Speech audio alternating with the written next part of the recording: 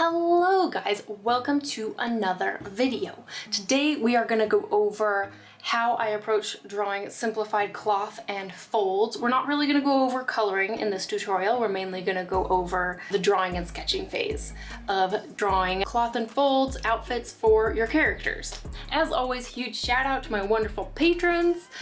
They are the ones who make videos like this possible. Without them, I could not squeeze it into my day to make tutorial videos like this. So big shout out to them, and they are the ones who actually decided on the video this month. If you are interested in helping decide on future videos and content, plus getting lots of digital art rewards, print rewards, sticker rewards, all of that kind of stuff, you can pop on over to my Patreon.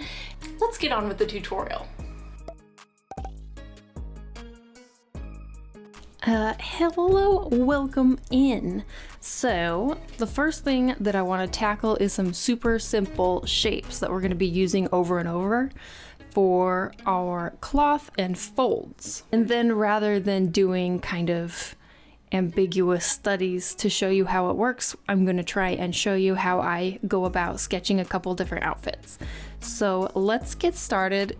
I'm going to try and keep this as simple as possible. There are basically only two shapes that we're going to be using. So the first shape is basically this shape. It's kind of a triangle. It can be a triangle depending on if it's kind of a stiffer fabric, or you can soften it and it's kind of this sort of like teardrop shape.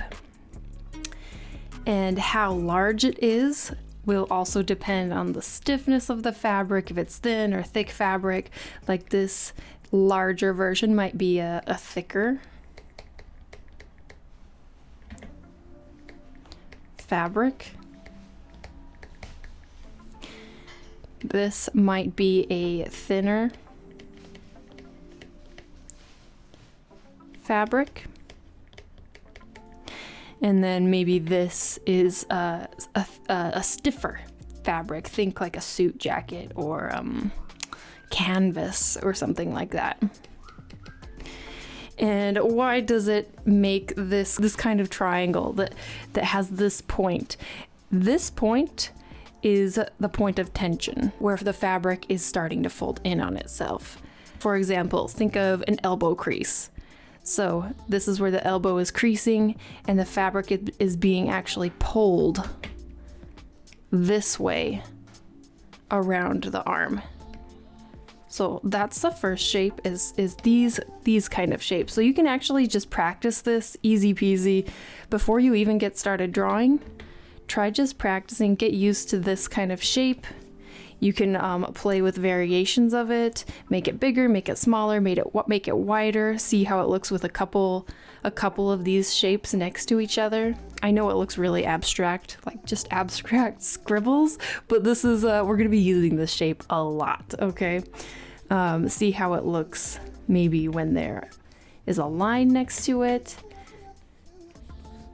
Super common shape. The next shape that we're going to be using is basically when there are 2 points of tension and the fabric is hanging between them. So it's going to be like a sideways moon. So like this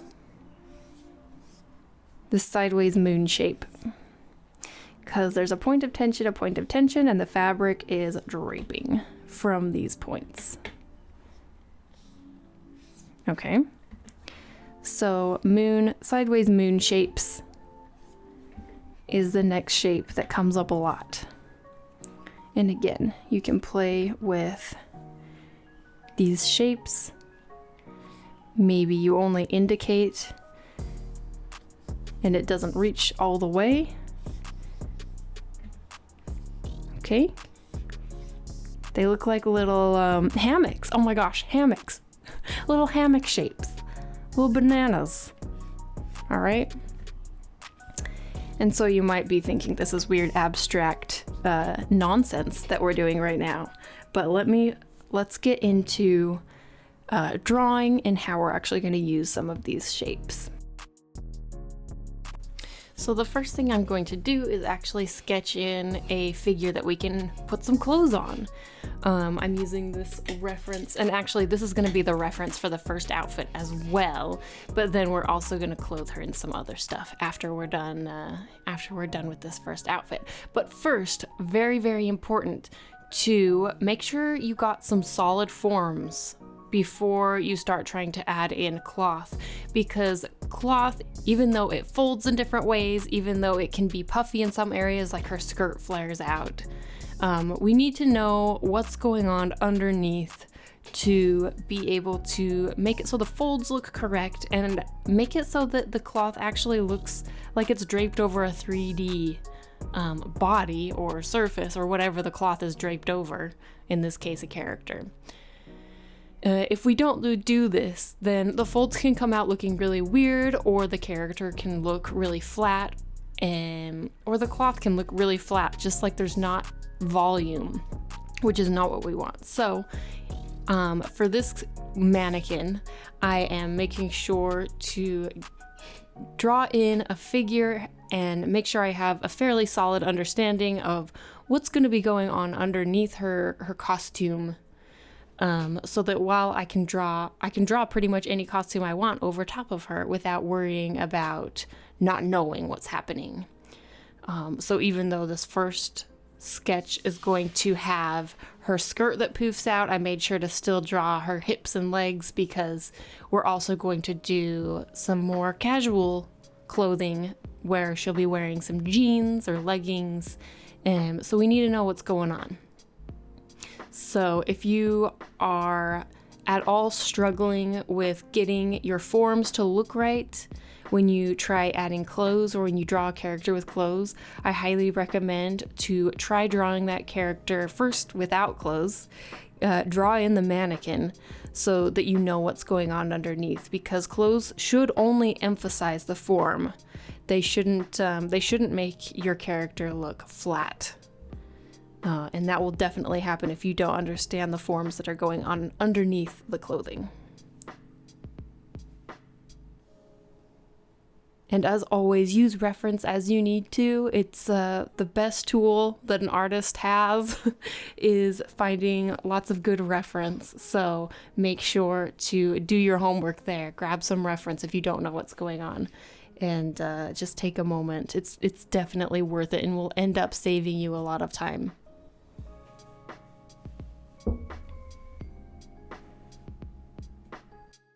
So I'm thinking that she looks very witchy, right? I chose this outfit because I think it shows some really nice different types of folds. We have her bent arms create these nice like compression kind of folds where the cloth folds in over itself. It also has, because of her skirt and the way it's pleated, it has these kind of tube folds that are hanging from gravity. And then also some points of tension where her shirt tucks into her waistline. So this is going to give us a lot of good stuff to play around with. So I'm going to start out with the places where, basically the places where are anchor points for the cloth. Let's start out with her waistband. So what's going to be really important as we get into this is, let's remember perspective, right?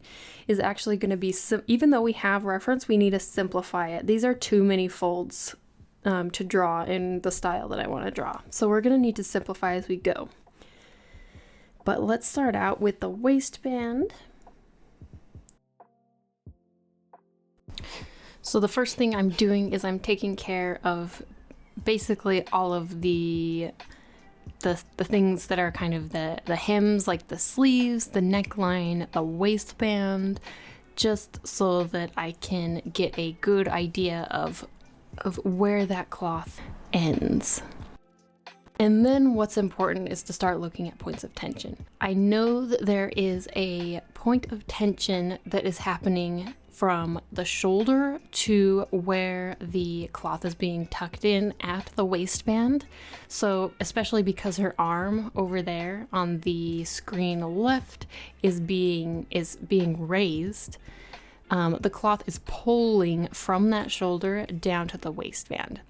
Let's add a little bit of the cloth where it bunches out from being compressed in the waistband, so on the side where the shirt is kind of sticking out a little bit, and then adding a little bit of the folds. Remember that same shape that we practiced at the very beginning of the video. That's the shape we're talking about here, is adding just a couple little indications of that kind of shape in the waistband. And then for her shirt, since it's a little bit more of a loose shirt, it kind of hangs from her chest and then bunches down into the waistband. So with these little folds, you do have to be a bit careful not to overdo it. It can be really tempting to start adding a bunch of these little kind of bunching folds down in the waistband, but if you add too many, it starts looking like a weird pattern or something and not really like a fold. So you have to be a bit careful with that. Just choose 1 or 2 folds to add to really communicate what you have going on, and that's all you need. We want to keep this as minimal as possible. Now onto her sleeves. Her sleeves are a little bit loose, but because her arms are up, there's definitely some interesting folds and kind of pulling happening in her arms. So her sleeve hangs down just a little bit. I'm going to add a little bit more detail to the cuff, and then it puffs. It's a little puffy sleeve, so it puffs out a bit and folds in on itself where the elbow is bent. So we just want to indicate with maybe 1 little fold there, and on the other side it puffs out a tiny bit, but then there's actually a point of tension at the elbow, so it doesn't puff out nearly as much. It's actually being pulled a bit more. And then adding again those little cute shapes we did at the beginning for the sleeve. You can see again where the sleeve is kind of bunching, the little cuff is bunching. It might be tempting to add a bunch of those little folds, but you can actually get away with maybe just like 2 or 3. On the screen right side of this character, we actually can't see what's going on very well in the reference because this girl has really long hair, so we have to kind of guess based on what knowledge we know by looking at the other side and just what we know about cloth. So because her arm is kind of coming up, I drew a bit of a bunch up on the shoulder, and then now is a very important point of tension. The sleeve is kind of wrapping around these little folds because there's a point of tension that's from the shoulder to the elbow. So we're getting these little bit of a spiraling fold happening, but still notice it's basically that same shape we practiced at the very beginning of the video. And this sleeve is also puffy, so bunching it out a little bit and then indicating a bit of this point of tension on the elbow, but not going overboard with it, otherwise it starts looking a bit strange. So now it's just a matter of making sure we have a little bit of this sleeve on the right also hanging down a bit. And this is a pretty good base for this shirt, actually. We have the basic folds in. There does need to be, again, on this side, also a little bit of a point of tension. It's wrapping up from the bottom of the arm and then up and around towards the elbow, but just a tiny indication. And now for just a couple little details that aren't technically folds, but we need to draw her cute little collar and her little bow. We'll just sketch that in for fun times. And now we also need to add her buttons. So something just to keep in mind when it comes to buttons and seams is to make sure that the seam or the buttons are following, the angles should be following the planes of the form that are underneath the cloth. So you wouldn't want to do just a straight line up and down for the buttons because that would make it wouldn't follow the form. I have erased the underdrawing of the mannequin from beneath the shirt so that we can see what's going on. Now it is time for the skirt. So the very first thing that I like to do is pay attention to the big shape of the skirt. It poofs out, so that's what we're getting right now, is the nice poof out of the skirt. and trying to make sure I have this shape nicely in. And then something that I like to do is, first, I don't worry about the pleats because I want to make sure I get this first big shape before worrying about the folds and the pleats. So that's why at the bottom of this skirt, I just do one curving line, and now we can come in and start worrying about the pleats. Since the pleats in this skirt are pretty harsh and big, I'm gonna go in and first indicate them from the top, and I'm making these lines of the pleats pretty prominent at the top, and then I'm fading them out since the pleats actually soften in this skirt as it goes down and the folds become a little bit more tubed and soft as they lower down the skirt. Because what's happening is the pleats at the top of the skirt are very compressed and tense, and then as they go down they loosen up. So to indicate that loosening up, at least as a guide to start out, I'm using two lines, and they kind of start like kind of upside down V's, I guess, triangles. Again, there's a lot of triangles when it comes to folds as well, so these kind of upside down V shapes to show that the skirt is, the pleats are opening up a little bit as a guide for myself as I continue sketching. Now I can start adding in the shapes that these folds are making at the bottom of the skirt, and I'm paying attention to the reference for this, remembering that as the pleat goes in, so the inside of the small V, upside down V, the pleat is pushing in, and I really try and feel that as I'm sketching these out. And then as the pleat on the outside of that upside down V, the pleat is actually coming out. And as you draw these pleats, it's important to try and not make them too even. Otherwise it can look very unnatural. So trying to add a little bit of variety in the shapes. And sometimes, you know, I don't always get it right the first time. It looks a little weird right now, to be honest. So continuing to work that shape until it starts looking more correct and a little bit closer to the actual reference.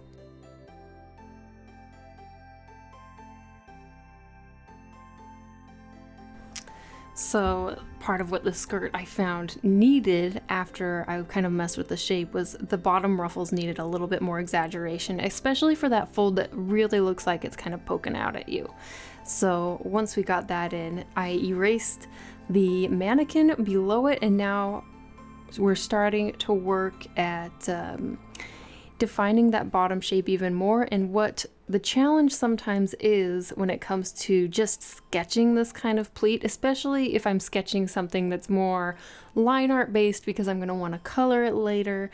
I don't really want to do a bunch of like pencil shading. I just want to indicate with line art, at least in the style I'm going for right at this moment. So working with those pleats to try and indicate a little bit of a softer fold as they get lower onto the skirt without making it look too harsh. And I feel like we were able to achieve that by lightening the line art as it lowers down and a little bit, adding a little bit of curved to it. Something that was a little bit tricky about this piece as well, or this outfit as well, is that in the reference she's holding a purse, and in our version she doesn't have a purse, so that purse is actually pushing down and compressing that skirt a little bit on the right side, but we didn't have that, so we just have to kind of guess what would be happening if there was no purse on that side, which you can have a pretty good indication just by looking at the other side. But it's something to keep in mind if you stray from the reference and you are just being inspired by it and interpreting it in your own way. So if you look over this outfit, especially in the shirt, you'll see this kind of shape come up a lot in the folds. It's basically the shape that we were doing at the very, very beginning.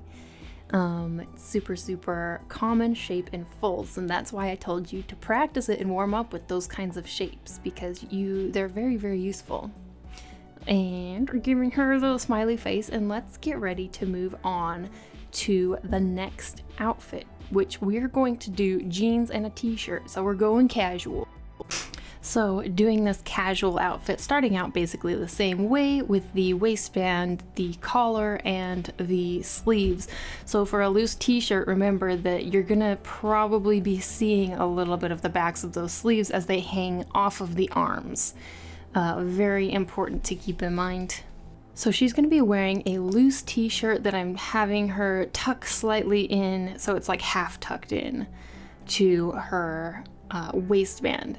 But first, for the sleeves, remember there's a point of tension coming up from the shoulder and the chest to the sleeve, so you can see that little indication of the fold there below the arm on the sleeve. Same on the other side, although you just don't see it quite as much because her chest is covering. And as a loose t-shirt, it's going to hang off of the chest again, just like the other shirt.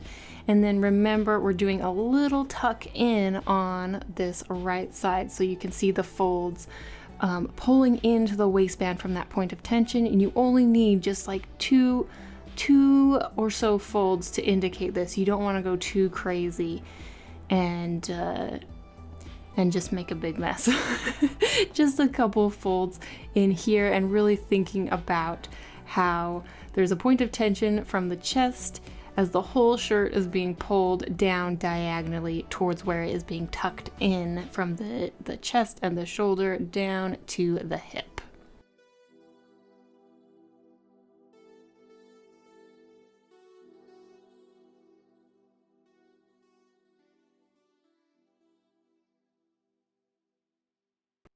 And here we can see what's going on, and it's actually working pretty well. Again, we're using that same shape we practiced at the very beginning to indicate a lot of these folds. And then just defining a little bit of the chest, paying attention to the points of tension. Really, when it comes to cloth, it's all about paying attention to where is the cloth being pulled, from what point is it stretching to what other point, how loose is it. I think that it's very easy to get overwhelmed by all of the technicalities that cloth has to offer.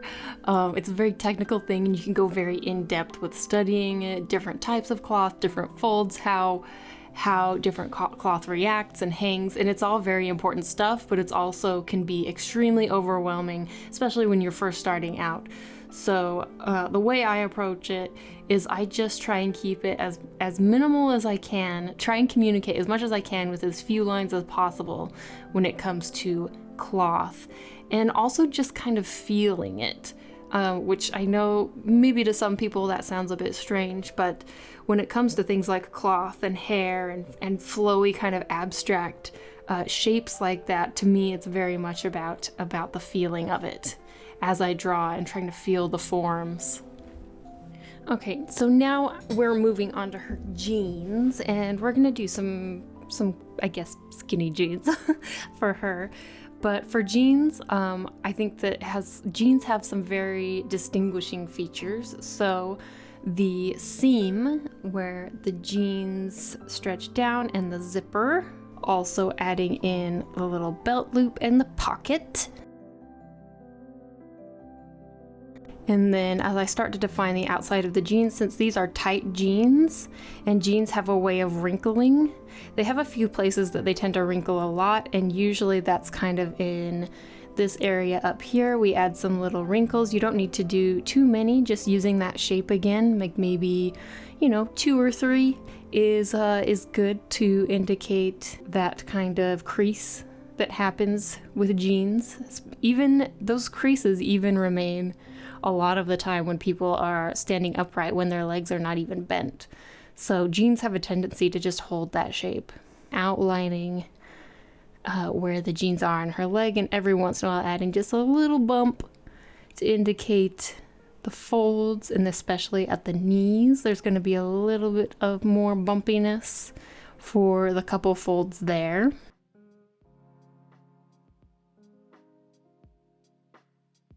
Good, and just turning it off so we can see how we're doing without the mannequin. And then for jeans, one fun thing you can do with jeans is obviously add a hole in the knee. That's very common for jeans fashion. But since we're practicing folds, let's actually practice doing some folds across the jeans and around the knees. So for tight jeans, the folds are going to be a little bit more compressed. as we add them. They're gonna be like skinny little folds. So working these in, and this is one reason why it's important to know the structure of what's going on underneath the clothes. So you can actually see here in this drawing, I struggled a little bit with these folds around the knees because I didn't quite have a solid grasp on the shape the knee was making underneath that cloth right away. So it took a little bit of iteration. But something that is important to remember when it comes to knees in jeans or any other type of pants or leggings is that if the knee had been bent, then there would not usually be folds across the top of the knee because the knee would actually be the point of tension. Think about how in the first outfit when her elbow is bent, it's not like there are little folds across her elbow. That would just look really weird. So it's the same case with the knee. If the knee were bent, the folds would be behind the leg, not in front of the leg, as far as the knee goes. But yeah, here's the casual outfit. I think it came out, the folds on it came out looking pretty decent, I would say. For the next outfit, we're gonna do a kind of cosplay fantasy inspired outfit. I'm gonna try and go through it a little bit faster, so it will be a lot of speed sketching. So I hope you enjoy. Let's go.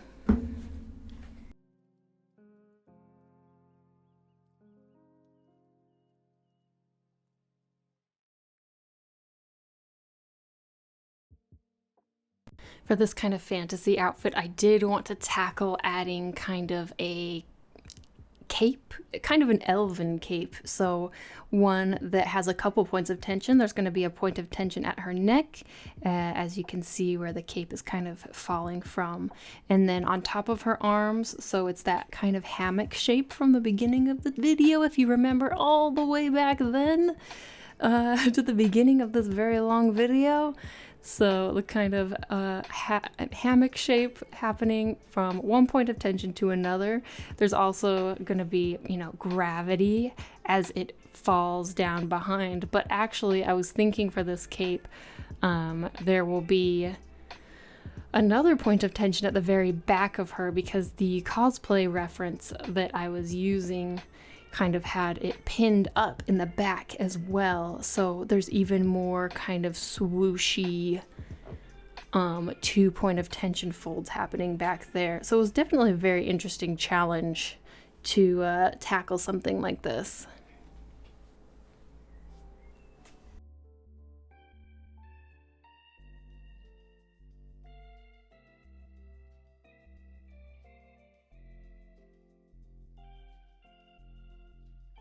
So I used reference for the cape part of this, but I didn't actually use reference for a lot of this piece, and definitely not reference that was in this pose. And so it's quite a different feeling trying to apply these principles that you've learned while you're making up your own outfit.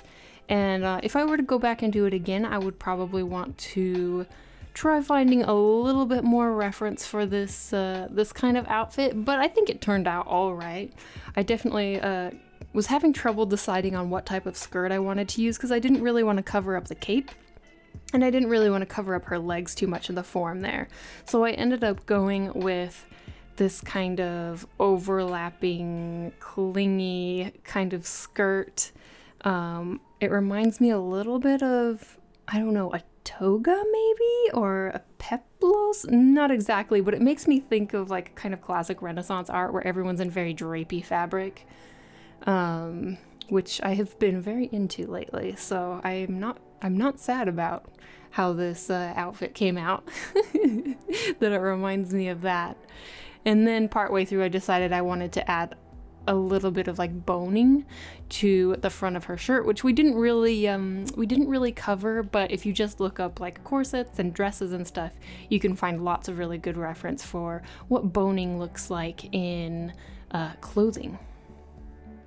Oh yeah, and then we gotta add some ears and a little bit of elven features because she looks like an elven princess. Well, I'm gonna go in and quickly add just some very basic little flat colors, But this has basically been the cloth tutorial, you guys. I hope it was helpful.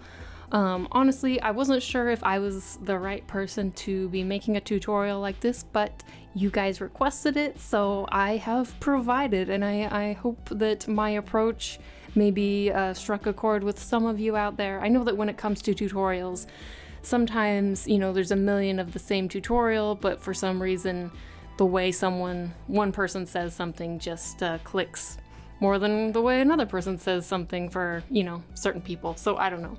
I don't know if this was helpful. I hope it was helpful. Hope you have a really lovely rest of your day. Huge shout out and thank you to my wonderful patrons. They are the ones who make tutorials like this possible. Again, if you would like to help support my work, tutorials, content, and get a bunch of digital rewards and or sticker and print rewards if that's your jam, feel free to pop over to my Patreon. I would very much appreciate it. And yep, I think that's all. I already wished you a good day. Maybe I should just wish you another good day. Hope you have a lovely day. Talk to you next time. Bye.